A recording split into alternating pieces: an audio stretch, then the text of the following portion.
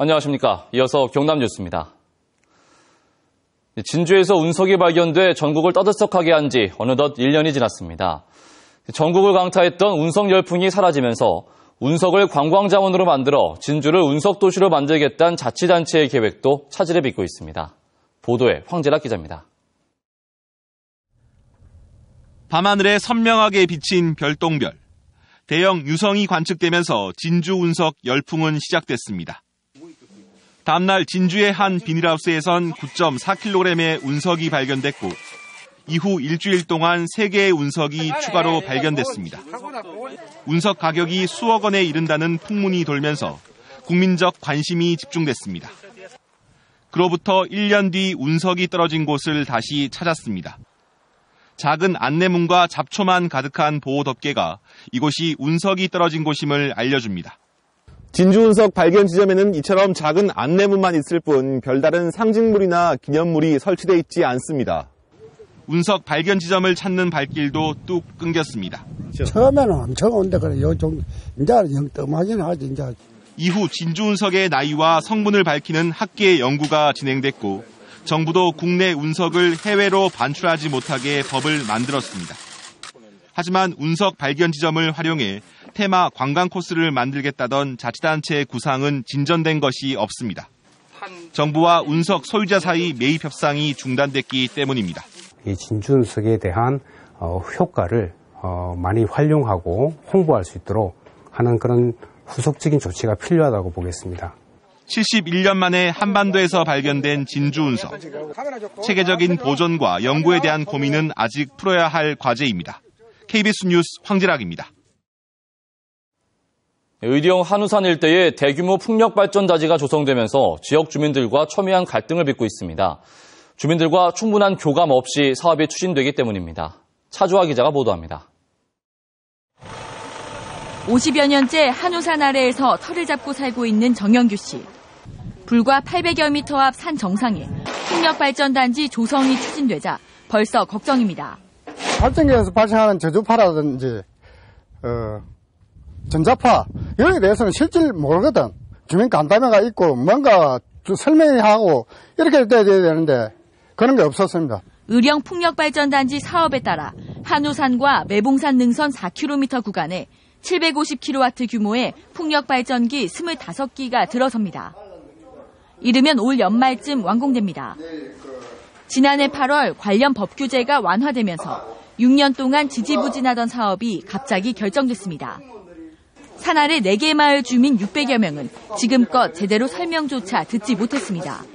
발전기가 들어서는 그곳과 마을과의 거리로 볼 때는 도무지 그 위치에 들어서서는 안 된다는 판단이 들었고요. 국민이 동의하지 않는 그러한 대한에너지 사업은 그건 결코 오래 갈 수 없고요. 하지만 의령군은 허가 절차에 문제가 없다는 입장입니다. 합동 설명이나 있는 게 굳이 필요는 없습니다. 없지만은 저희들은 소통 관계나 주민들의 요구사항이나 피해를 적극적으로 줄이기 위해서 나름대로의 설명회와 간담회를 개최하게 되었습니다. 10년 동안 첨예한 갈등을 빚은 밀양 송전탑 공사도 지역 주민과의 소통 부족에서 시작됐습니다. KBS 뉴스 차주화입니다. 수산물을 농산물과 분리해 따로 관리하는 이른바 수산물 유통법이 제정돼 수산 종사자들의 기대가 높아졌습니다. 그 이유를 김계혜 기자가 취재했습니다. 갓 잡아올린 생선을 바닥에 깔아놓고 경매가 한창입니다. 경매가 끝나면 일일이 수작업으로 상자에 담아 옮겨집니다. 추울 때나 더울 때나 40여 년 동안 반복되고 있는 부산 공동어 시장의 풍경입니다. 이 과정에서 신선도가 떨어지는 건 당연한 일. 이처럼 농산물에 비해 부패가 쉬운 수산물의 유통을 관리하기 위해 수산물 유통법이 발의 3년 만에 최근 국회를 통과했습니다. 수산물의 보다 위생적이고 신선한 유통을 보장하는 길이 열린 겁니다. 법안에는 수산물 저온 유통체계, 어획 후 위생관리 기준 제정과 지원 근거가 포함됐고 수협 등이 자체적으로 운영했던 위판장과 경매사, 중도매인 등을 관리할 근거와 지위가 마련됐습니다. 이때까지는 그냥 그대로 장사꾼 차원에서 했는데 지금은 국민의 건강을 위한다는 그러한 하나의 자부심도 가질 수가 있죠. 국가에서 지원도 좀 받을 수도 있고. 또 산지 거점 유통센터 등의 설립으로 유통 단계를 줄이고 관세청이 담당하던 수입산 수산물을 해수부가 국내산과 통합 관리하게 됩니다. 무엇보다 수산물 유통 과정이 투명해지면 원산지 구분이 확실해져 수산물 소비 증가로 이어질 것이란 기대가 커지고 있습니다. 수산물 특성상 유통 과정에서 상품 관리가 어려웠는데 이번 법 제정을 인해서 기존 유통에 대한 불합리한 점 많이 개선될 것으로 기대합니다. 해수부는 공무원과 유통업계 종사자 등을 대상으로 설명회를 열고 하위 법령을 올해 안에 마무리할 계획입니다. KBS 뉴스 김계입니다.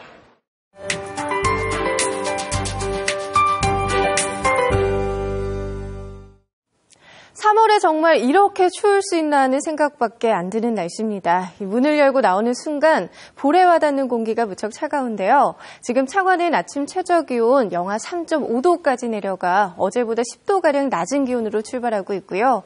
강한 바람이 불면서 체감온도는 영하 8도 아래로 뚝 떨어져 있습니다. 추위는 낮에도 이어지겠는데요. 오늘 한낮에는 어제 아침보다 더 춥다고 생각하시면 되겠습니다. 지금 경남 전 지역에 한파주의보가 발효될 정도로 매우 강한 꽃샘추위입니다. 오늘 출근길은 정말 마음을 단단히 먹고 나오셔야겠습니다. 찬 고기압이 남하하면서 현재 경남 지역 청명한 날씨를 보이고 있고요. 공기도 비교적 깨끗한 상황입니다. 오늘은 종일 맑고 추운 날씨가 이어지겠는데요. 현재 의령과 함안의 경우 영하 5도까지 뚝 떨어져 있고요. 오늘 낮 동안에도 밀양 영상 5도, 김해 6도에 머물 것으로 예상됩니다.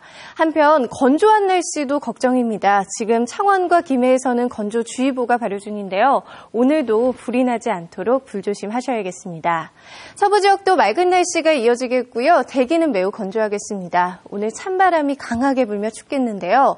현재 거창의 경우 영하 6.3도, 체감온도는 영하 12도 아래로 뚝 떨어져 있습니다. 오늘 해상에서는 바람이 매우 강하게 불겠고요. 물결이 최고 6m로 매우 거세게 일겠습니다. 이번 추위는 목요일 아침까지 이어지겠고요. 이번 주 별다른 비 예보 없어서 건조한 날씨도 계속되겠습니다. 기상정보였습니다. 다음은 경남 경제계의 다양한 소식 알아보는 경제네트워크입니다.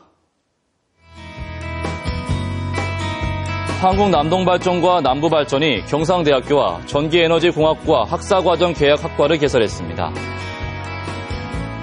경남농협이 올해 연합마케팅 사업으로 전국 최초로 농산물 판매 3천억 원 달성을 다짐했습니다. 경남은행이 기술창조 우수기업 대출 한도를 2천억 원으로 증액했습니다. 한국GM이 쉐보레 도입 4주년 기념으로 어린이 그림 그리기 대회를 열고 2천만 원 상당의 여행권 등을 지급합니다. 경남교육청이 새학기를 맞아 어제부터 학원과 교습소 등에 대해 특별 단속을 하고 있습니다.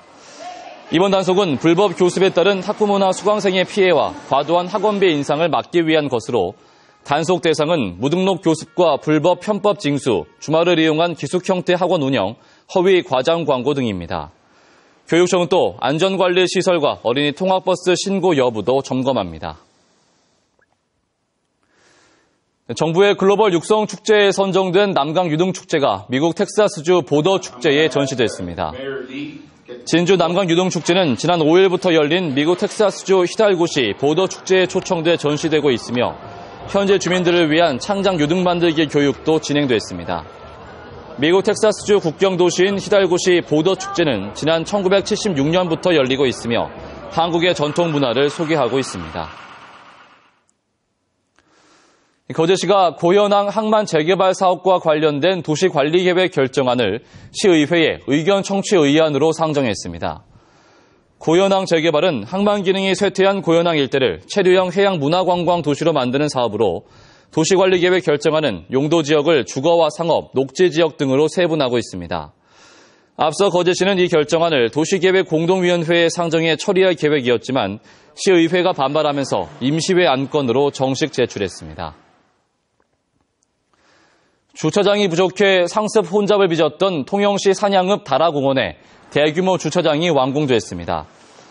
통영시는 다라공원 앞에 94면 3층 규모의 연화 주차장을 완공해 오는 12일 준공식을 연다고 밝혔습니다.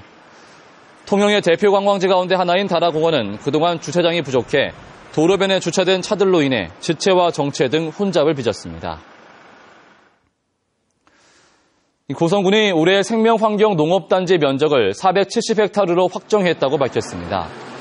생명환경농업은 첫 해인 지난 2008년 295농가 163헥타르를 재배해오다 올해는 687농가가 참여해 470헥타르 면적에서 재배합니다. 생명환경농업은 제초제와 화학비료 등을 사용하지 않고 농축산 부산물과 천연자재만으로 농산물을 생산하는 환경친화형 농업입니다. 지방의회 선진화를 위한 지방자치법 개정 방안 대토론회가 어제 대구 엑스코에서 열렸습니다. 토론회에서 참석자들은 자치단체의 자율성을 확대하고 기초자치의 내실화를 위해서 지방자치법 개정이 필요하다는 데 의견을 모았습니다. 한편 경남과 대구 등 영남권 5개 시도의회 의장들은 대정부 성명을 발표했습니다. KBS 뉴스를 마칩니다. 고맙습니다.